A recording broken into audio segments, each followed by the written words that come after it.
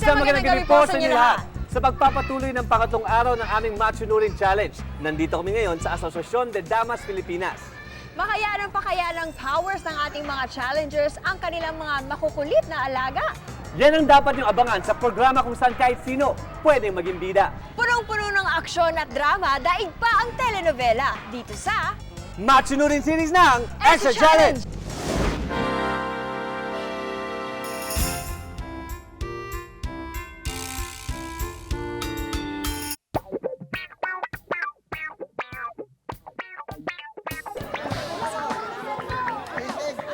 Hindi maitatago sa itsura ng mga challengers ang hirap ng pagsubok nito dahil sa makukulit na bubuwit.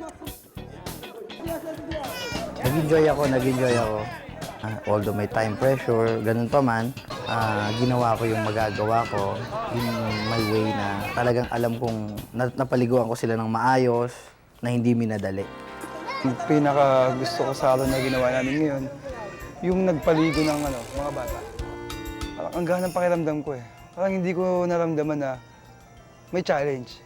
Ang mini-expect ko, isa lang. So, kayang-kaya.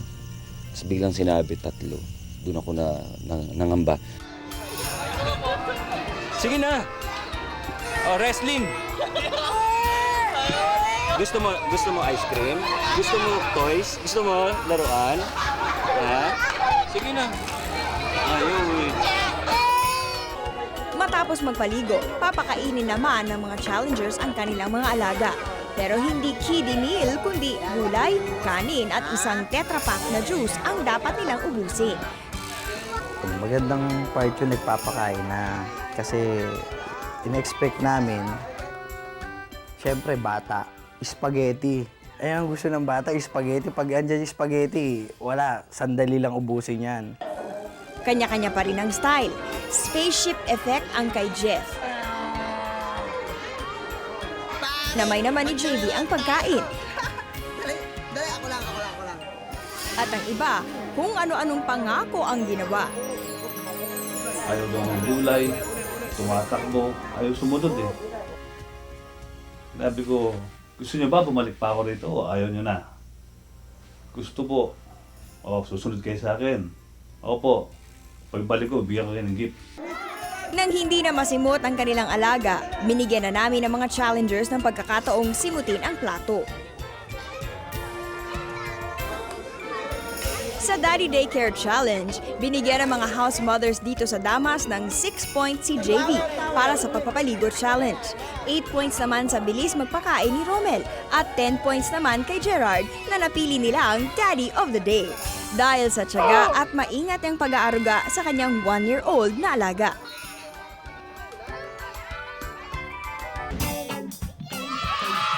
Yeah! Pasok mga challengers! Okay, meron kaming hinandang Little League para sa inyo. Ito, kumbaga, Miriam, warm up. Warm up lang. Kasi kanina pa sila gigil maglaro. Oo nga, pero ngayon na talagang masusubukan ang tibay ng inyong mga katawan. Tama. Bago namin sabihin sa mga matchunurin ang kanilang susunod na challenge, pinaglaro muna namin sila ng basketball para naman ma-warm up ang mga macho nilang katawan.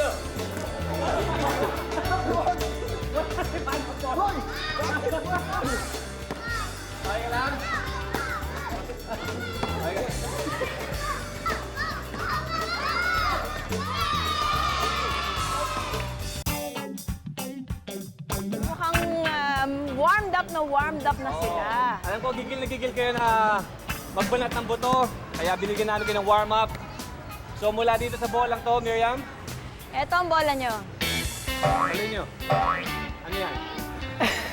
Saan yan? Bola na? Bola! Jackstone. Yun. Papansin nyo, medyo cloudy ang gabi. Walang stars. Eto, bibigyan ko kayo ng mga between. Ang laro, Jackstone. Okay, boys, let the games begin. Si Jonathan muna. Yung adrenaline mo talagang andun na pumapump na yung adrenaline mo, tapos biglang, hello, Jackstone to. Paano to? Naku, nagkadikit ang dalawang star. Tingnan nga natin kung hindi mapapagalaw ni Gerard yung isa. Ay, sayang. Dead ka na rin. Okay, si Warly naman. Oh, Warly, easy ka lang. Jackstone lang naman ang nilalaro natin eh. Umabot ng hanggang level 6 si JV. Dahil dyan, siya ang panalo sa game na ito. Aba, mukhang pinaghahandaan ng mga matchunuri ng ating next game. Sige boys, umpisahan niyo na.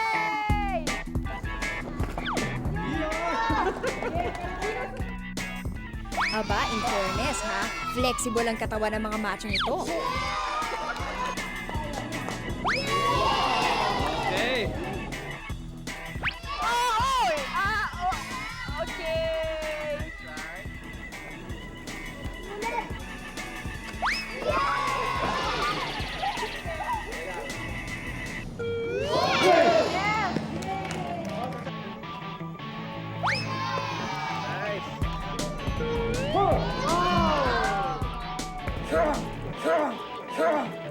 Sa Chinese guard ko, kaya ko pang pilitin yung sarili ko nun. Hindi ko na rin pinilit eh. Kaibigan ko rin yung kalaban ko eh. Si Jonathan. So, bahala na rin. Alright! Pasok! Champion in the Chinese Garter event. Jonathan! Woo! 10 points for Jonathan! At para mas exciting ang next game, syempre, dapat may kanta itong kasabay. Snooki, Sharon, love Gabi. I love... Ang kailangan naman sa game na ito, dapat magaling ka sa timing. Nako, mukhang dead agad ang mga matchunurin. Medyo mabigat yung katawan ko, hindi ako masyadong... Parang ang bigat ng pakiramdam kasi masakit yung lower back ko. Kaya nirapan talaga akong tumalon. Parang wala akong puntos. Medyo malungkot. Hindi man ako nakapuntos.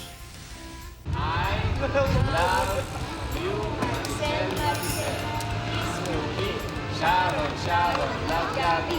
Hawakan ang tenga. Okay!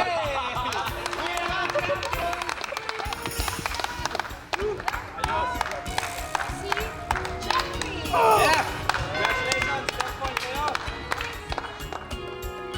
Ako po si Ariam. Pakilala ko sa inyo, ito si Kuya JV. Kuya JV! Yan, Kuya JV. Ang challenge ko ngayon, Kuya JV, ay mag-invento ng isang fake name at ikwento mo sa mga bata. Meron kang 5 minutes para gawin ito. Sa challenge na ito naman natin makikita kung gaano kagaling ang imahinasyon ng mga matchunurin. At ang hurado, ang mga chikiting na ito. Sisimulan natin ang kwento natin tungkol sa sing-sing ni Lola.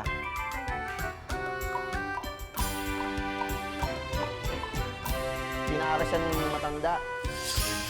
Ama, hatid mo nga ako sa simbahan. At tangali na ako. Tinanong ko muna sila, ano gusto niyo? Nakakatakot, nakakatawa. Yung nagsabi, gusto namin nakakatakot, gusto namin nakakatawa. So, pinagsabay ko sila.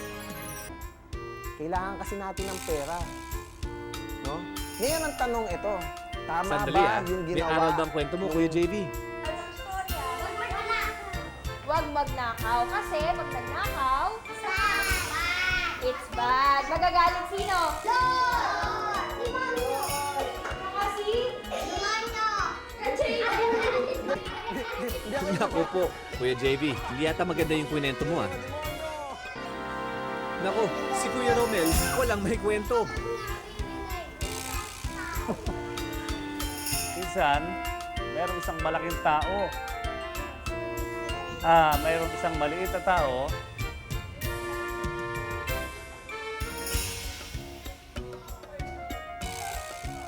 Kaya nga, nahirapan ako storytelling. Kasi, kaya nga, yung sariling gawa ko eh. May kukwento ako sa inyo. Ito ay tungkol sa isang pagong na gumagapang sa taas, sa bubong na nakikipaglaban sa butiki. Nakarinig na ba kayo niyan? Eto, ganito ang kwento niya na, yung butiki, minsan, nagutom. Nadudulas-dulas Wow, si Kuya Gerard, bumabangka. Anong aral ang napulot ninyo sa kwento? Dapat hindi nag-aaway, lagi nagtutulungan. Lagi nagtutulungan.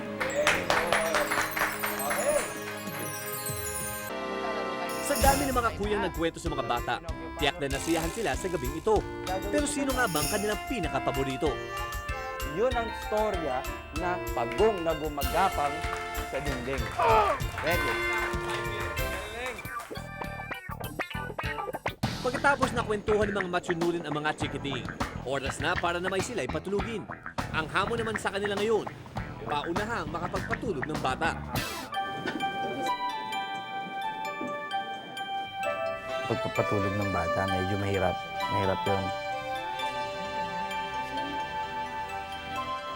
Hindi yata marunong kumanta tong si JV, kaya cellphone na lang niya ang kanyang ginamit na panghele. Kinanta ko ng pang-effort kasi hilig ng mga bata yun. Baby, baby. Tulog na, tulog na. Ayun. Halos magkakalahating oras na rin ang nakalilipas na magtaas si Jeffrey ng kamay. At para masigurado na tulog na nga ang kanyang alaga, tiningnan muna ng house mother ang kanyang alaga. Aba, tulog na nga. Ang galing. Inisip ko lang na yung kapatid ko yung pinapatulog ko lang. Kaya talagang ginawa ko talaga yung magawa ko para mapatulog siya.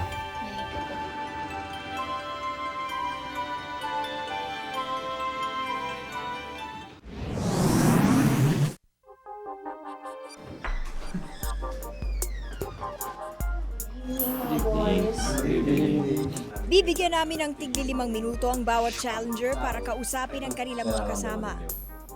So habang nagsasalita isang tao, tahimik lang yung 5. Okay? Tapos pagtapos na kayo, lalabas tayong lahat sa garage, isa-isa namin kayong tatawagin, at magaganap na ang elimination round. Sobra ako nag-enjoy sa company. At walang plastikan. Matatanggal sa akin, tanggapin na lang ang maluwag sa loob. Natanggap. Habang lahat ay nagsasabi ng kanilang pagkagalak sa kanilang naging samahan, iba ang sinabi ni JV.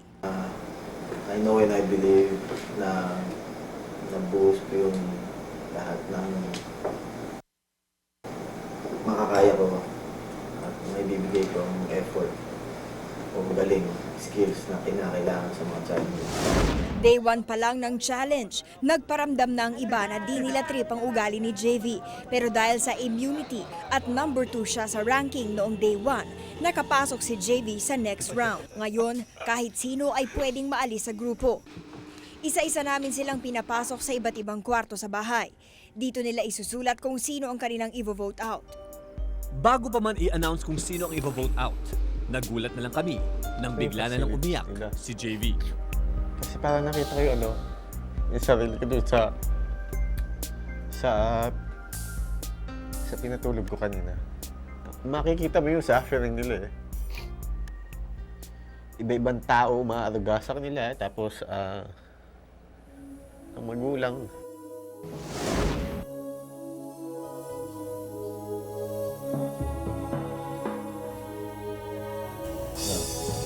Si Warley ang binoto ko kasi parang isip bata eh.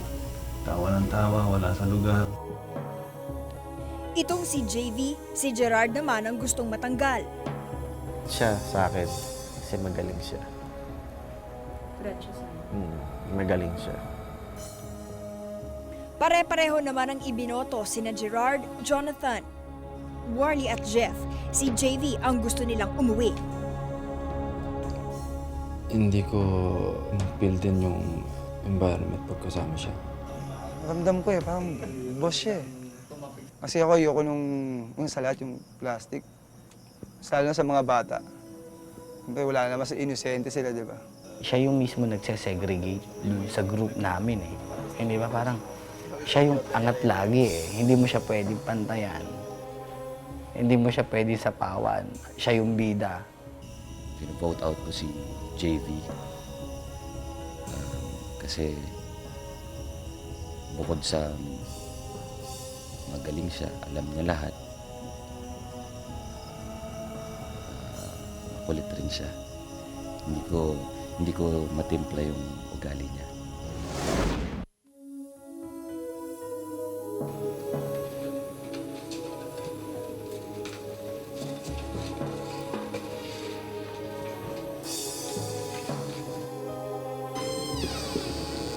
Sa aming pagsundo kay JV sa kwarto, naging madamdamin ang eksena.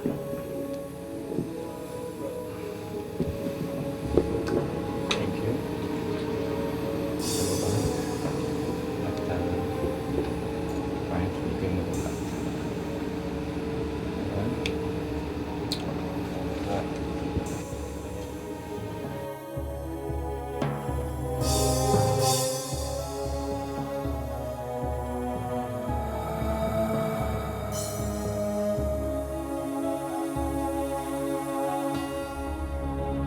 Ako laging promotor. Ako yung laging number one. Laging una, no?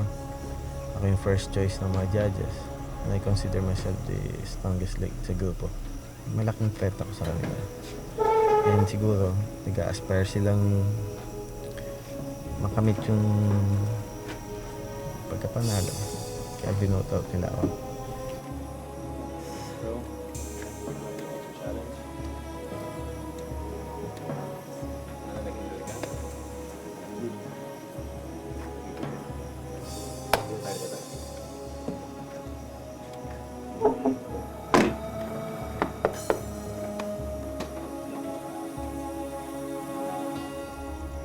Tayo ng gabi, 2:40 ng umaga.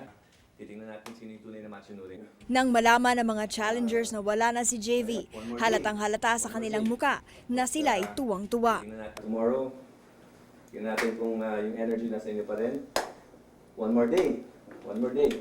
Tapos titingnan natin sino yung tunay na matsunurin. Alright? Alright. Good night. Hawak ang pamalo at batya, sino kaya magwawagi sa labada? Laban ng kamatsuan, palakasan, sino mangingibabaw? At kung ganito kamacho ang mga mag-aayos sa inyo, pupunta ka ba sa parlon?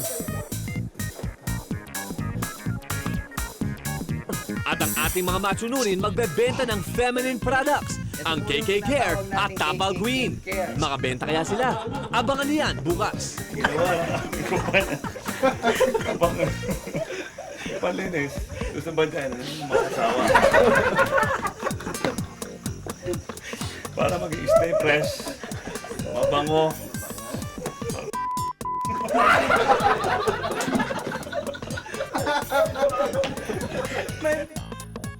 Dahil dito sa Extra Extra, kahit sino pwede maging bida. Kung sa tingin nyo kaya nyo aming hamon, huwag nang palalamasin ng pagkakataon. Ako po si Paolo Bediones. Kaya magkita-kita tayo bukas sa programang punong-puno ng aksyon at drama, daig pa ang telenovela. Ako po si Miriam Kiambao. Kami ni mga kapuso dito sa GMA at ito ang Matchunurin series ng Extra Challenge!